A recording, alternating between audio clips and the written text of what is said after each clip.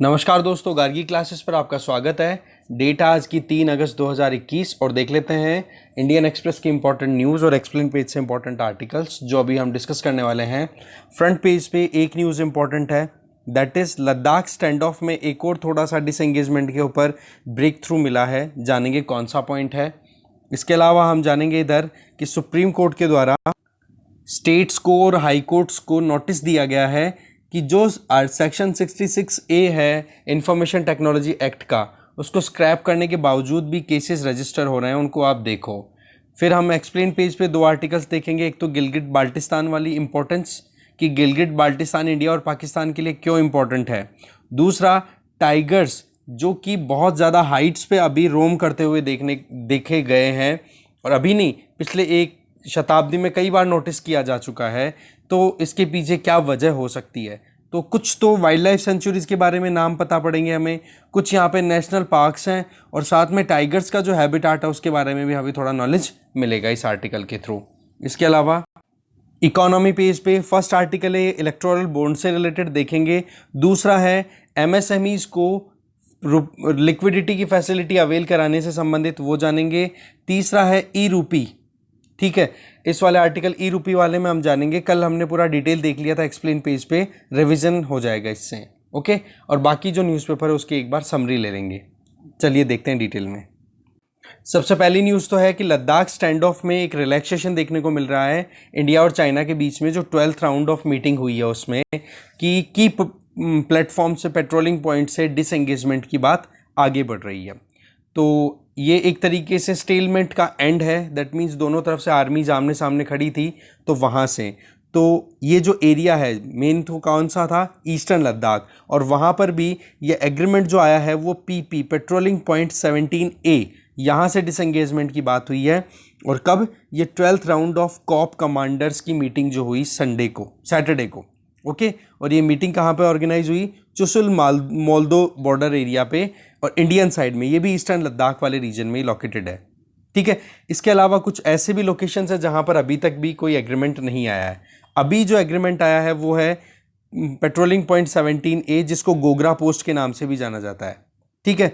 इसके अलावा जो दूसरे और मुद्दे हैं वहाँ पर अभी भी कोई आउटकम नहीं है, वहाँ पर अभी भी टेंशन चल रही है। जैसे कि पीपी पॉइंट 17A हो गया, ठीक है, वहाँ पर एंगेजमेंट प्रॉपर 17 वाला तो आपको पता है, 17A वाला तो मिल गया, पर 15 हो गया या फिर दूसरे और जो टेंशन वाली चीज़ें हैं वहाँ पर इशू पे अभी कोई सोल्यूशन नहीं दिखा रहा है। जैसे कि देपसांग प्लेन की बात कर लो, चारदिंग निगलुंग नाला की बात कर लो या देमचोक एरिया की बात कर लो, इनके बारे में कोई बातचीत नहीं हुई है। तो ये नाम है ना, ये आप ज़रूर ध्यान रखना, ये कुछ ऐसे हाई टेंशन एरियाज़ हैं जहाँ पर इंडिया और चाइना की आर्मीज आमने सामने खड़ी है, ओके। इधर ऊपर आप देख सकते हो ओलंपिक्स के अंदर जो इंडिया की विमेन हॉकी टीम है वो देखो ऑस्ट्रेलिया को हरा करके क्वार्टर फाइनल्स में और अब सेमीफाइनल्स में एंट्री ले चुकी हैं। और वैसे देखो अभी तक अपडेट तो ये है कि बेल्जियम के साथ में मेल जो मेंस हॉकी टीम है वो तो हार गई, ठीक है। तो बेल्जियम तो पहुंच गया, देखो सेमीफाइनल से आउट हो गई। आउट तो क्या मतलब, इंडिया तो अब ब्रॉन्ज के लिए फाइट करेगा और बेल्जियम अब फाइनल में पहुंच गया, ठीक है। और जबकि दूसरी तरफ विमेंस टीम है, इसका कोई अपडेट अभी तक है नहीं। और वो जो कमलप्रीत कौर डिस्कस थ्रोवर, वो 6ठे स्थान पर रही हैं, तो उनको मेडल कोई मिल नहीं पाया है। ऐसा कुछ अभी तक करंट अपडेट है, ओके। आगे चलते हैं। फिर अगली न्यूज़ है, सुप्रीम कोर्ट ने स्टेट्स को और हाई कोर्ट्स को नोटिस दिया है कि आप ये बताओ कि उन सभी आपने जो अभी आपके एम्बिट में, आपकी ज्यूरिसडिक्शन में इंफॉर्मेशन टेक्नोलॉजी एक्ट, उसका सेक्शन 66A जिसको सुप्रीम कोर्ट ने श्रेया सिंघल केस में 2015 में स्क्रैप कर दिया था, उसके बावजूद भी आपके यहाँ पर केसेस रजिस्टर हो रहे हैं, उसको आप ख़त्म करो। क्योंकि कहा क्या था सुप्रीम कोर्ट ने, वो सीधा स्टेटमेंट अगर मैं बताऊं तो उसमें ही बोला था कि हमारे यहाँ पर article 19 clause 1 sub clause A में जो freedom of speech and expression दी हुई है, उसी का जो सेकंड पोर्शन है दैट इज़ आर्टिकल 19 क्लॉज 2, जिसमें रीजनेबल रेस्ट्रिक्शंस दी हुई है कि आप किसी दूसरे के राइट्स को वायलेट करते हुए अपने फंडामेंटल राइट्स को अगर अवेल कर रहे हो तो वो गलत बात हो जाएगी। इसके लिए आपके ऊपर रीजनेबल रेस्ट्रिक्शंस हैं, जिससे कि पब्लिक ऑर्डर, मोरालिटी, इनको हार्म ना पहुंचाओ या फिर नेशनल इंटरेस्ट या नेशनल इंटेग्रिटी के लिए आप चैलेंज ना बन जाओ। पर होता क्या था कि सेक्शन 66A का यूज़ करके बहुत ज़्यादा मतलब freedom of speech and expression को सप्रेस किया गया, बहुत दबाया गया। तो इस सिचुएशन में सुप्रीम कोर्ट ने, ऑनरेबल सुप्रीम कोर्ट ने कह दिया कि राइट ऑफ फ्री स्पीच को अपसेट करने वाला है ये सेक्शन 66A, जिसके तहत ये था कि अगर कोई भी सोशल मीडिया प्लेटफॉर्म से, इलेक्ट्रॉनिक प्लेटफॉर्म्स पे ऐसी कोई पोस्ट डाल देता है जो कि सरकार अपने अगेंस्ट में समझे, तो उनके खिलाफ में कार्रवाई कर सकता है जिसने पोस्ट डाली है। तो वो पोस्ट अगर सरकार को कोई क्रिटिसाइज करने के लिए भी डाल रहा था ना, तो उसको भी दबाने के लिए सरकार ने सेक्शन 66A का यूज़ करना शुरू कर दिया था। तो सुप्रीम कोर्ट ने बोले ये बैलेंस बिगाड़ने वाली बात है, इसको ख़त्म करो। उसके बावजूद आप देखो 2015 में इसको स्क्रैप किया और 2021 चल रहा है, 6 साल के अंदर बहुत सारे केसेस रजिस्टर हुए हैं। तो इसी चीज़ को क्लियर करने के लिए सुप्रीम कोर्ट ने हाई कोर्ट्स को, स्टेट की सरकारों को कहा कि आपके यहाँ पर जितने भी इस section 66 of information technology act of 2000 के अंदर में जितने भी केसेस हैं उनको आप स्क्रैप करो। ठीक है, ये श्रेया सिंघल केस में बता ही चुका हूँ। आगे चलते हैं। नेक्स्ट न्यूज़ है कि गिलगिट बाल्टिस्तान जो है वो क्यों मैटर करता है इंडिया और पाकिस्तान के लिए। ठीक है, देखो पाकिस्तान की अगर बात की जाए, लॉ एंड जस्टिस मिनिस्ट्री ने वहाँ पर अभी एक लेजिस्लेशन ड्राफ्ट किया जिसके बारे में हमने न्यूज़ भी देखी थी, जिसमें ये था कि गिलगिट बाल्टिस्तान को अब एक प्रोविजनल प्रोविंस के तौर पे कंट्री में ऐड किया जाएगा पाकिस्तान के कॉन्स्टिट्यूशन में चेंज लाने के लिए। देखो 2009 से पहले पाकिस्तान में गिलगिट बाल्टिस्तान वाला जो रीजन है उसको नॉर्दर्न एरिया के नाम से जाना जाता था। एक बार देख लेते हैं गिलगिट बाल्टिस्तान की लोकेशन। ये आपके सामने स्क्रीन पर है गिलगिट बाल्टिस्तान वाला रीजन, आप देख सकते हो। ये वाला पोर्शन तो हो जाता है गिलगिट बाल्टिस्तान, ठीक है। ये पाकिस्तान ऑक्यूपाइड कश्मीर, ये जम्मू एंड कश्मीर और ये लद्दाख। अब ऐसे तो ये पूरा रीजन यहाँ से यूँ मिला करके जिसको मैं एनसर्कल कर रहा हूँ अभी, ये सारा लद्दाख यूनियन टेरिटरी में है हमारे यहाँ पर पॉलिटिकल जो मैप है उसमें। और ये वाला जो पोर्शन है नीचे वाला, ये आ जाता है Jammu and Kashmir union territory में। पर अगर एक्चुअल पोजीशन देखोगे तो ये आपको आएगी कि ये Jammu and Kashmir union territory जो इंडियन आप कह सकते हो रूल्स में है। दूसरी ये लद्दाख वाली है, ये गिलगिट बाल्टिस्तान भी पाकिस्तान के पास में है और ये पाकिस्तान ऑक्यूपाइड कश्मीर भी पाकिस्तान के पास में है। इधर आप ये देख सकते हो ये वाला एरिया अक्साई चिन, ये चाइना ने अपनी अंडर में ले रखा है। और ये जो एरिया है, ये एरिया चाइना को पाकिस्तान ने दे रखा है पहले से। ठीक है, तो ये लोकेशन अभी आ रही है। तो गिलगिट बाल्टिस्तान अपने आप में बहुत इंपॉर्टेंट है और इसको नॉर्दर्न एरिया के नाम से भी पाकिस्तान में जाना जाता था 2009 से पहले। ओके, और इधर से क्या है, चाइना पाकिस्तान इकोनॉमिक कॉरिडोर भी निकल रहा है, उसकी जो बेल्ट एंड रोड इनिशिएटिव की एक इंपॉर्टेंट ब्रांच है। तो ये रीजन स्ट्रेटेजिकली बहुत इंपॉर्टेंट हो जाता है पाकिस्तान के लिए, क्योंकि पाकिस्तान के पास में चाइना के साथ में अगर कोई ट्रेड या कोई एक्सेसिबिलिटी इंश्योर करनी है तो ये रीजन पाकिस्तान के लिए बहुत इंपॉर्टेंट हो जाता है। और इंडिया इस पूरे टेरिटरी को, जिसको हम अभी मैप पे देख रहे हैं, ओवरऑल जो आउटलाइंस है, इसको इंडिया अपनी खुद की इंटीग्रल पार्ट हम मानते हैं। ये हमारा इंटीग्रल पार्ट है हमारे कॉन्स्टिट्यूशन के हिसाब से, क्योंकि यहाँ के राजा जो हरी सिंह थे उनके साथ में इंस्ट्रूमेंट ऑफ एनेक्सेशन साइन हुआ था ना, उसके तहत यही था कि पूरी टेरिटरी जो है वो इंडिया के साथ में आएगी। पर एक सिनेरियो ऐसा बनता है जिसके चलते पाकिस्तान के हाथ में ये इतना हिस्सा चला जाता है। तो वो चीज़ें भी हम आगे इस आर्टिकल में देखने वाले हैं। ये चीज़ हम शुरू से मानते हैं कि गिलगिट बाल्टिस्तान है इंडिया का इंटीग्रल पार्ट है, और इसके पीछे क्या है, लीगल, कंप्लीट और इररिवोकेबल एक्सेशन है, जिसमें इंस्ट्रूमेंट ऑफ एनेक्सेशन हमने साइन किया था जम्मू कश्मीर के जो राजा थे उस टाइम पे, हरी सिंह उनके साथ में। और ये कब से है, 1947, जब से हम आज़ाद हुए तब से। अब ये एरिया स्ट्रेटेजिकल इंपॉर्टेंस तब ले पाया क्योंकि इधर से चाइना पाकिस्तान इकोनॉमिक कॉरिडोर निकल रहा है, जिसमें बीजिंग जो है वो बहुत ज़्यादा पैसा इन्वेस्ट कर रहा है इधर से। ये बेल्ट एंड रोड इनिशिएटिव जो कि चाइना की एक एम्बिशियस प्रोजेक्ट है, उसी के तहत इसकी एक ब्रांच है।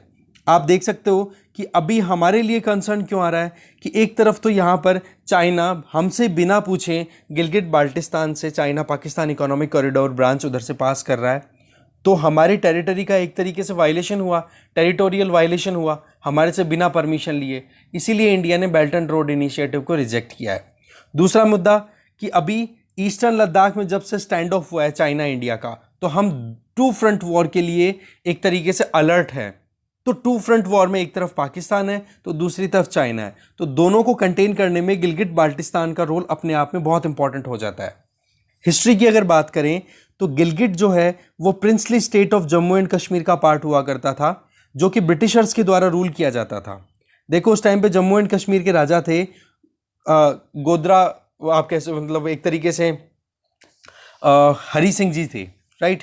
तो हिंदू रूलर थे, मुस्लिम मेजॉरिटी ज़्यादा थी यहाँ पे और अभी भी है। और रूलर कौन था? हिंदू रूलर।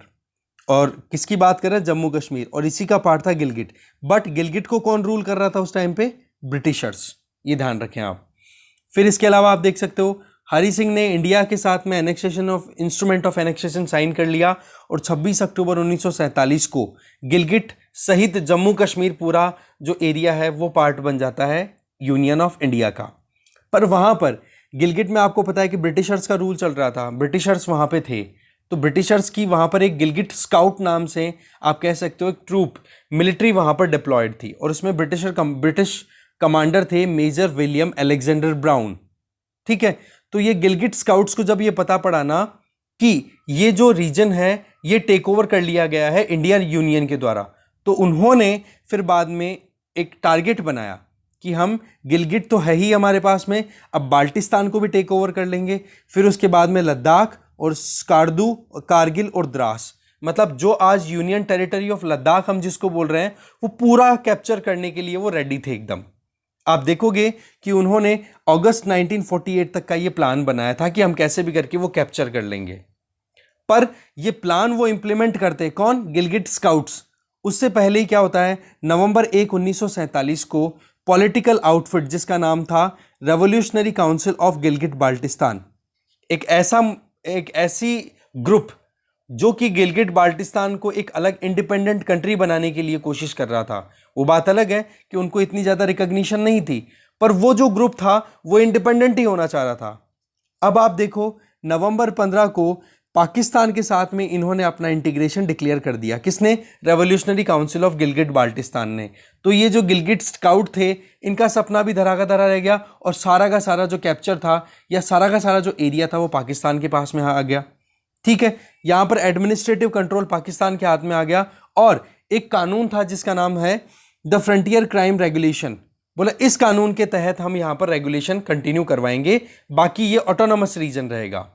फिर आप देखो इंडिया और पाकिस्तान का जो सीज फायर का मुद्दा था वो यूएन में चला जाता है, और जनवरी 1 1949 को इंडिया पाकिस्तान के बीच में सीज फायर हो जाता है, क्योंकि पाकिस्तान भी जम्मू कश्मीर का बहुत बड़ा हिस्सा या जम्मू कश्मीर को अपने हाथ में लेना चाह रहा था, क्योंकि हरी सिंह ने बहुत लेट कर दिया था इंस्ट्रूमेंट ऑफ एनेक्सेशन साइन करने में। इतने में पाकिस्तानी आर्मी ने वहां के जो लड़ाके थे, ट्राइबल लोग जो थे, उनको आगे भड़का करके भेज दिया कि आपका एरिया आप उसको पकड़ो, और पीछे पीछे से उनको सपोर्ट देने लग गए।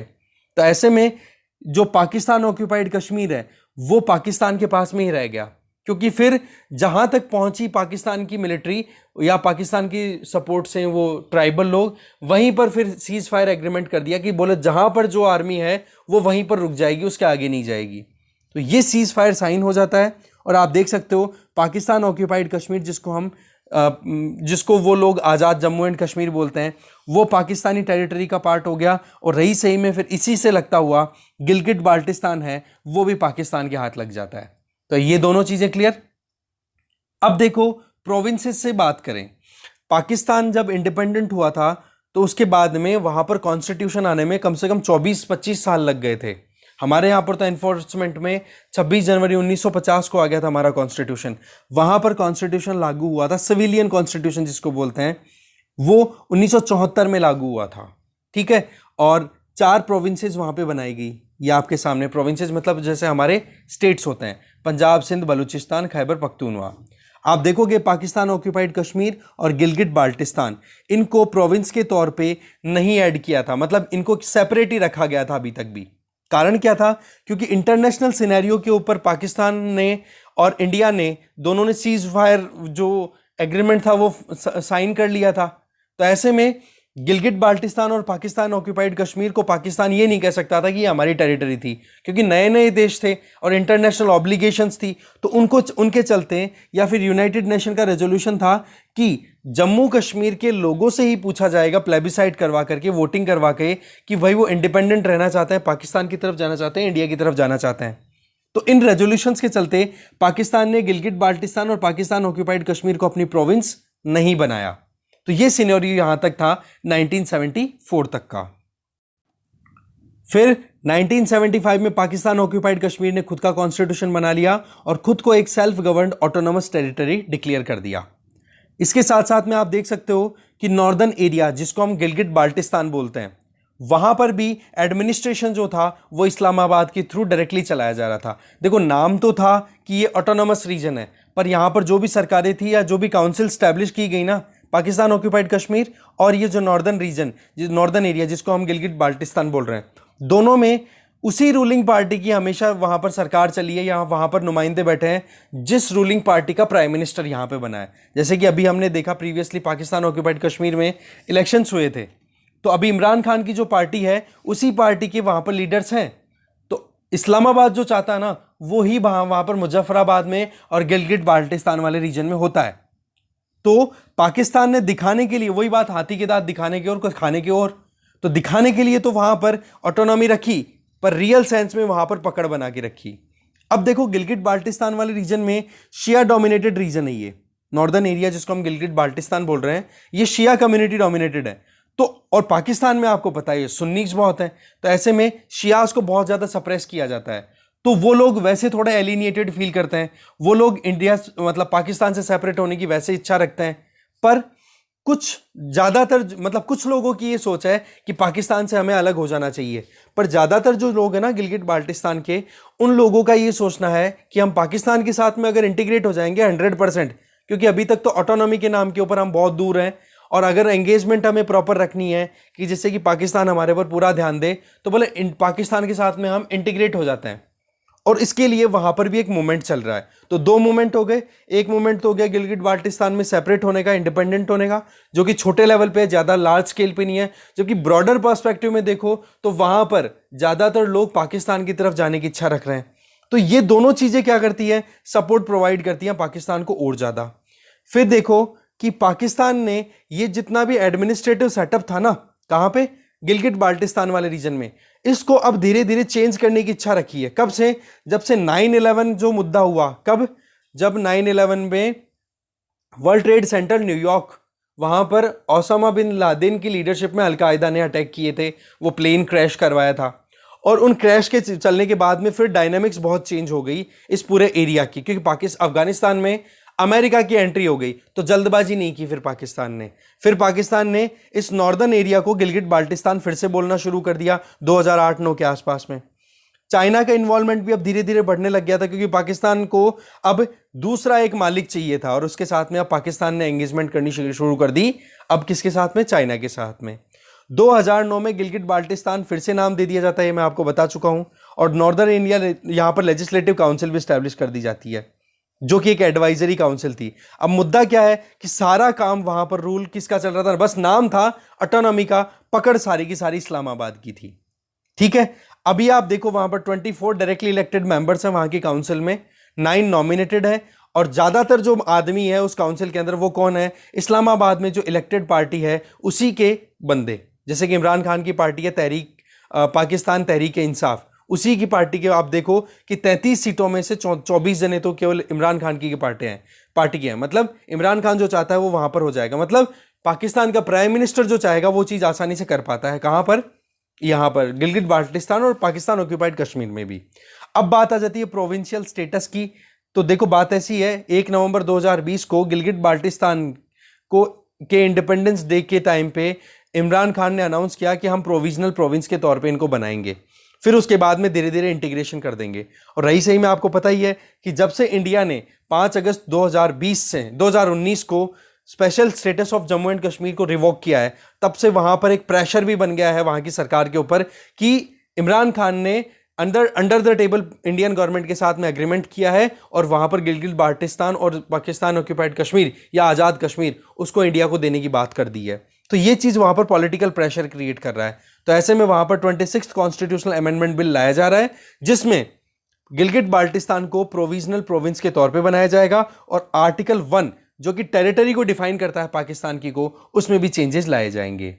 ठीक है, तो ये मुद्दा है सारा, और इंडिया के लिए तो हमें हमारी तरफ से बिल्कुल क्लियर स्टेटमेंट दिए जा चुके हैं। बस वही चीज है कि अभी यूनाइटेड नेशन का जो सीज फायर का जो मुद्दा है या फिर जो पीस एग्रीमेंट है उसको लेकर के हम चल रहे हैं, तो ऐसे में हम अटैक सीधा नहीं कर सकते, पर हाँ स्टेटमेंट इंडिया ने क्लियर कर रखे हैं कि भाई गिलगित बाल्टिस्तान इंडिया की इंटीग्रल पार्ट है, पाकिस्तान ऑक्यूपाइड कश्मीर इंडिया का इंटीग्रल पार्ट है। उसके अंदर कोई भी अगर चेंजेस लेकर के आते हैं तो पाकिस्तान जो कुछ भी कर रहा है उसके लिए उसको खामियाजा भी भुगतना पड़ेगा, और इंटरनेशनल प्लेटफॉर्म्स पे जो भी एग्रीमेंट्स हुए हैं उनके वायलेशन को कंसिडर किया जाएगा। तो ऐसे ही बातचीत है, ठीक है।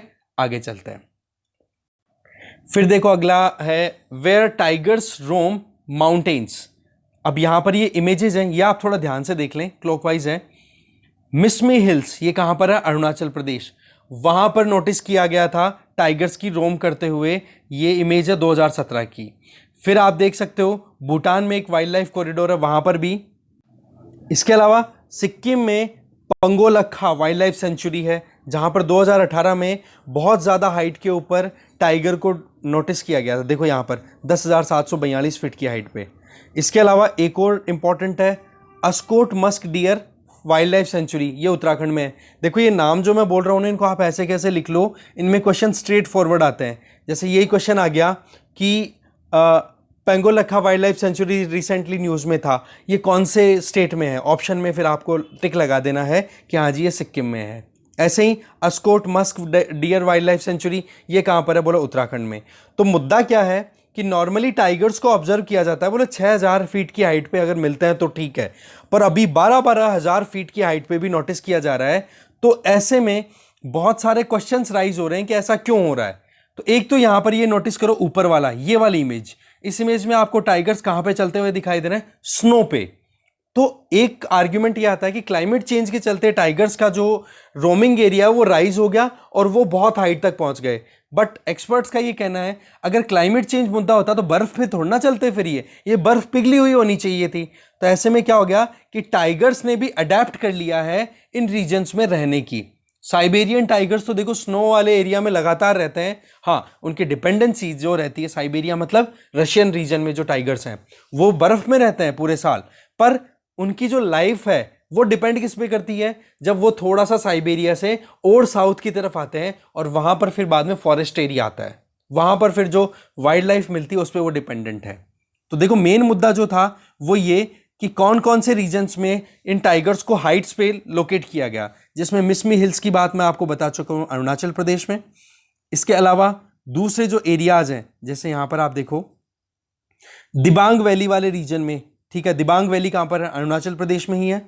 सेम चीज आप देख सकते हो Askot musk deer wild life century एक पिथौरागढ़ उत्तराखंड में लोकेटेड है। इसी तरीके से मिसमी हिल दिबांग ये हो ही गया हमारा। और इसके अलावा यहां पर सिक्किम का देखो पेंगोलखा वाइल्ड लाइफ सेंचुरी सिक्किम में है। ऐसे Rudraprayag Kedarnath wild life sanctuary ये भी उत्तराखंड में आ गई। तो ऐसे में क्या है कि ये वाइल्ड लाइफ सेंचुरीज कहां पर है, टाइगर रिजर्व्स कहां पर है, ऐसे क्वेश्चन के लिए इंपॉर्टेंट आर्टिकल हो गया था।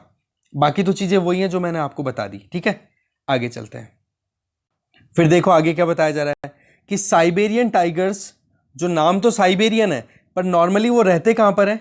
साइबेरिया में ना रह करके वो ज्यादातर रहते हैं ब्रॉड लीव्ड मिक्स्ड पाइन और प्योर डिसिडियस फॉरेस्ट में, क्योंकि वहां पर उनकी जो रिक्वायरमेंट है खाने की वो वहीं पे पूरी हो सकती है, ठीक है। तो यही चीज बोले। इसी तरीके से टाइगर्स भी जो है वो अडेप्ट कर चुके हैं, तो ऐसे में हाइट्स पे चले गए ना, तो ये एक मतलब उनकी एडेप्टेबिलिटी पे डिपेंड कर रहा है, राइट। आगे चलते हैं। नेक्स्ट आर्टिकल है, देखो पॉलिटिकल पार्टीज को 150.51 करोड़ रुपए तक का चंदा मिला है इलेक्टोरल बॉन्ड्स का यूज करके जुलाई में। ये बात कही है एसबीआई की कोलकाता ब्रांच में जब आरटीआई लगाई गई। तो देखो इलेक्टोरल बॉन्ड स्कीम की अगर बात करें तो इस स्कीम के अंदर बहुत इस तरीके से पॉलिटिकल पार्टीज को फंडिंग को लेकर के ये मुद्दा शुरू हुआ था, ठीक है। जिसमें क्या होता है कि जो डोनर्स हैं, जो भी दान देने वाले हैं, वो एनोनिमसली मतलब बिना अपनी आइडेंटिटी डिस्क्लोज किए स्पेसिफिक एसबीआई की ब्रांचेज में जाकर के और वहाँ पर बॉन्ड परचेज करते हैं, और वो बॉन्ड परचेज करने के बाद में उस बॉन्ड को ले जाकर के डोनेट कर देते हैं किसी भी पॉलिटिकल पार्टी को जिसको वो डोनेट करना चाहते हैं। फिर वो पॉलिटिकल पार्टी जिसका किसी भी एक स्पेसिफिक बैंक में, उसी पर्टिकुलर एसबीआई की मान लो आप, वहां पर उनका करंट अकाउंट होगा और वहां पर वो बॉन्ड ले जाकर के जमा करा देंगे 15 दिन के अंदर अंदर, और वो पैसा मिल जाएगा। इसका मतलब क्या हो गया? बैंक ये रहा, यहां पर डोनर गया, पैसे जमा कराए 10 करोड़ 5 करोड़ 2 लाख 5 लाख, वो दे करके और इनका हाथ में आ गया बॉन्ड। अब वो बॉन्ड जो आ गया वो ले जा करके ये दे देगा किसी पॉलिटिकल पार्टी को, जिसको भी इसको डोनेट करना है, और वो पॉलिटिकल पार्टी जिसका एक करंट अकाउंट होगा, और वो पॉलिटिकल पार्टी जो है वो उस बॉन्ड को ले जा करके यहाँ पर इस बैंक में जमा करा देगी, और बैंक वो पैसा पॉलिटिकल पार्टी को दे देगा। ठीक है, ये 15 दिन के अंदर अंदर काम हो जाना चाहिए। तो ऐसे में एक ये डेट इंस्ट्रूमेंट है, उधार देने या लेने का सिस्टम है, बॉन्ड बोल दिया ना इसको। ठीक है, इसमें क्या है कि वही पॉलिटिकल पार्टीज एलिजिबल हैं जिन्होंने पिछला कोई भी जनरल इलेक्शन, अब चाहे वो लेजिस्लेटिव असेंबली विधानसभा के लिए हो या फिर पार्लियामेंट के हो, उन इलेक्शंस में, प्रीवियस जनरल इलेक्शंस में 1% या उससे ज़्यादा वोट्स अगर मिले हैं तो वो इस इलेक्टोरल बॉन्ड स्कीम का फ़ायदा उठाने के लिए एलिजिबल हैं। बॉन्ड्स की जो है वो 1,000 में भी है, 10,000 में भी है, 1 लाख में भी है, 10 लाख में भी है, 1 करोड़ में भी है। ठीक है, और पॉलिटिकल पार्टीज कौन सी होंगी? जो कि जिनका रजिस्ट्रेशन होया हुआ हो section 29A of representation of people's act of 1951, तो उन्हीं को ये इस इलेक्टोरल बॉन्ड स्कीम का फायदा मिल पाएगा। ठीक है, और इसमें ये एक तरीके से पॉलिटिकल पार्टीज को जो चंदा मिलता है ना, वो तरीका है एक। ठीक है, और मिलेगा किसको? कि वो पॉलिटिकल पार्टी जिसने लास्ट जनरल इलेक्शन में, चाहे असेंबली हो चाहे पार्लियामेंट हो, उसमें कम से कम 1% वोट तो एलिजिबल मिले ही हों, तब जाकर के वो अपना ओपन कर सकती है करंट अकाउंट और इलेक्टोरल बॉन्ड्स को रिडीम कर सकती है, वहां से पैसा निकाल सकती है। तो अभी तक तो देखो पॉलिटिकल पार्टीज ने तो अपनी तरफ से डिस्क्लोज किया नहीं। ये जो भी इंफॉर्मेशन रिलीज हमने देखी है ना डॉक्यूमेंट्स में, वो सारी की सारी RTI लगाई गई है बैंकों के अंदर, बैंकों ने बताया है, ये पॉलिटिकल पार्टीज ने नहीं बोला ये। ठीक है, फिर देखो MSMEs की लिक्विडिटी को इंक्रीज करने के लिए और ज्यादा स्कोप क्रिएट किया जा रहा है, जिसमें NBFCs को भी फैक्टरिंग में इन्वॉल्व करना शुरू कर दिया है और ब्रॉडर पर्सपेक्टिव में। अब देखो सारा मुद्दा क्या है। MSMEs आपको पता है माइक्रो स्मॉल मीडियम एंटरप्राइजेज होते हैं। अब इनका कोई भी प्रोडक्ट कोई भी बड़े कॉरपोरेट कंपनी में या कॉरपोरेट में बेच दिया जाए बड़ी मशीनरी बनाने के लिए, तो वो प्रोडक्ट उनके पास में बेच दिया जाता है। जैसे मैं आपको सिंपल बताता हूँ क्या टेक्निकल है कि MSMEs मान लो कोई छोटा इंस्ट्रूमेंट या छोटी नट बोल्ट कुछ क्रिएट करता है, कुछ बनाता है, या फिर छोटी मशीन बनाता है, और वो मशीन MSME बेचता है किसको? किसी बड़ी कंपनी को। वो सरकारी भी हो सकती है और प्राइवेट भी हो सकती है। अब बड़ी कंपनी के पास में वो मशीन चली गई, पर बड़ी कंपनी पैसा नहीं लौटा रही है। ठीक है, और इस तरीके से ये क्या हो गया? उधार पे काम हो गया, सारा का सारा क्रेडिट पे चला गया। अब इस मुद्दे में क्या हो जाता है कि MSMEs के पास में कुछ रिसीवेबल्स लिखे हुए रहते हैं कि हाँ जी, हम इस कंपनी के 5 करोड़ रुपए मांगते हैं, पर कंपनी 5 करोड़ रुपए अभी पे नहीं कर रही है, पर हाँ कंपनी ऐसी है जिसकी मार्केट में अच्छी खासी वैल्यू है। ऐसे में क्या हो जाएगा? अब MSME को पैसे की जरूरत है कि मुझे तो 2.5 करोड़ रुपए अब कैसे भी चाहिए, और यहां पर 5 करोड़ रुपए का उधार इस कंपनी में चल रहा है। तो इस चीज को करेक्ट करने के लिए व्यवस्था क्रिएट की गई है, जिसको बोलते हैं फैक्टरिंग। फैक्टरिंग का मतलब क्या हो गया कि MSME जो है वो इस 5 करोड़ के रिसीवेबल को ले जाकर के किसी बैंक या किसी NBFC के पास में गिरवी रख देगा, और वहां से फिर MSME को पैसा मिल जाएगा। तो ऐसे में कॉर्पोरेट के पास में पैसा नहीं है, वो प्रॉब्लम भी सॉर्ट आउट हो गई। और यहां पर रिसीवेबल का जो प्रूफ है कि हाँ जी ये कंपनी MSME को 5 करोड़ रुपए देने वाली थी पर अभी पैसे नहीं है, तो ऐसी परिस्थिति में MSME को पैसे की रिक्वायरमेंट है, तो वो कहां से पूरी हो? ये रिसीवेबल जो है ये ले जाकर के बैंक या NBFC के पास में जमा करा दे, और NBFC और बैंक उसके बदले में MSME को पैसा दे देगा कि हाँ जी ये लो पैसा, लोन दे रहे हैं हम आपको। तो ये कोलेटरल का काम कर जाएगा, और इसी पूरे प्रोसेस को फैक्टरिंग बोलते हैं। यहां पे देखो आप, फैक्टरिंग इज ए ट्रांजैक्शन जिसमें एक एंटिटी, जैसे कि यहां पर MSME की बात कर रहे हैं, वो अपने रिसीवेबल्स का मतलब किसी भी कॉर्पोरेट में उधार जो है उसके लिए जो भी स्लिप है, पर्ची है, उसको बेच सकता है। किसको? किसी थर्ड पार्टी को। वो NBFC भी हो सकती है, नॉन बैंकिंग फाइनेंशियल कंपनी भी हो सकती है, या बैंक भी हो सकती है। इससे क्या हो जाएगा कि उसको इमीडिएट फंड्स अवेल हो जाएंगे। ठीक है, और यही चीज होती है फैक्टरिंग। तो इसके लिए देखो पार्लियामेंट ने अभी द फैक्टरिंग रेगुलेशन, एक सेकेंड रुकिए आप प्लीज। तो पार्लियामेंट ने क्लियर कर दिया है the factoring regulation amendment bill. ठीक है, इसमें क्या है कि जो कॉर्पोरेट जो कंपनियां हैं, इसमें देखो आप ध्यान रखना, जो कंपनियां हैं जो MSME से माल ले रही हैं, उनका अगर टर्नओवर 250 करोड़ या उससे ज्यादा है तो उनका रजिस्ट्रेशन हो जाएगा। एक प्लेटफॉर्म है जिसका नाम है ट्रेड्स का फुल फॉर्म है ट्रेड रिसीवेबल डिस्काउंटिंग सिस्टम। अब ये प्लेटफॉर्म क्या काम करेगा, एक इंटरमीडियरी का काम करने वाला है। दैट मीन्स कि आप देखो यहां पर एमएसएमई ने उधार दिया, मतलब सामान दिया उधारी में, किसको, उन कंपनीज को, और उन कंपनीज ने अपना रजिस्ट्रेशन करा रखा है ट्रेड्स पे। इसका मतलब क्या हो गया, ट्रेड्स पे जिस कंपनी का रजिस्ट्रेशन है उसका मतलब ये हो गया कि वो कंपनी कम से कम 250 करोड़ का एनुअल टर्नओवर करती है। अब अगर टर्नओवर 250 करोड़ का है तो कंपनी कोई आलबाल तो है नहीं, अच्छी खासी स्ट्रेंथ रखने वाली है। पर अभी टाइम ऐसा है कि वो एमएसएमई से जो मशीन ली थी उसका पैसा रिटर्न नहीं कर पा रही है। तो ऐसी परिस्थिति में ट्रेड्स पे अगर वो रजिस्टर्ड है और एमएसएमई के पास में उस रजिस्टर्ड कंपनी की कुछ रिसीवेबल स्लिप्स अवेलेबल हैं कि हाँ जी हम उस पर्टिकुलर कंपनी के 5 करोड़ रुपए मांगते हैं, मशीन दिया है, तो मतलब मशीन दी है इसके बदले में, तो एमएसएमई उस रिसिप्ट को ले जाकर के किसी भी एनबीएफसी या बैंक को ले जाकर के दे सकती है और बोल देगी कि आप ट्रेड्स पे देखो इस कंपनी का ये हमारे पास में रिसिप्ट है, एक बार चेक कर लो कंपनी वैलिड है कि नहीं। कंपनी वैलिड है तो आप प्लीज हमें इस कोलेट्रल के बदले में 5 करोड़ 2.5 करोड़ जितना भी रुपया चाहिए वो दे दो। इससे क्या होगा, एमएसएमईज को पैसा मिल गया, इधर क्रेडिट फैसिलिटी अवेल हो गई, इधर कॉर्पोरेट के ऊपर भी दबाव नहीं बना, कॉर्पोरेट भी फिर टाइम आएगा तो वो चुका देगा। तो ऐसे में एमएसएमई को पैसे की व्यवस्था मिल गई। तो ये प्रोविजन है। तो ऐसे में जो भी कंपनी 250 करोड़ से ज्यादा का एनुअल ट्रांजैक्शन करती है उसको ट्रेड्स पे रजिस्टर करना होगा। ये ट्रेड्स क्या है, बेसिकली एक ऐसा प्लेटफॉर्म है जो कि आरबीआई के द्वारा शुरू किया गया था, जो कि फाइनेंसिंग और डिस्काउंटिंग के लिए एक फैसिलिटी अवेल हो। क्योंकि एमएसएमईज जो है ना, अब वही बात है यार, छोटी कंपनी है, अब उनको पैसे की जरूरत भी शॉर्ट में पड़ती है। अब कॉर्पोरेट तो करोड़ों के अंदर अरबों के अंदर ट्रांजैक्शन कर ले, उनका क्या है, ठीक है, या कई 1000 करोड़ 500 करोड़। अब यहां पर एमएसएमईज तो लाखों में या कुछ है या 1-2 करोड़ का ट्रांजैक्शन करेंगे तो उनके प्रॉब्लम आ जाती है। तो उसके लिए ये फैसिलिटी आरबीआई ने पहले शुरू कर रखी है ट्रेड्स की। ओके, इसी चीज को एक्सपेंड करने के लिए अभी ये रेगुलेशन चेंज किए गए हैं और अब क्या है कि लगभग 9000 एनबीएफसीज इस फैक्टरिंग वाले कॉन्सेप्ट के अंदर पार्टिसिपेट कर पाएंगी। इससे क्या होगा कि एक तो फैक्टरिंग मार्केट और ज्यादा एनहेंस होगा और एमएसएमईज को सस्ती दर के ऊपर, सस्ती इंटरेस्ट रेट के ऊपर लोन मिल जाएगा। फैक्टरिंग का कॉन्सेप्ट है वो मैं आपको बता ही चुका हूं पहले ही, ठीक है। एमएसएमईज सारी, अब मतलब ज्यादातर एमएसएमईज इसमें आ जाएंगी तो और ज्यादा फायदा हो जाएगा।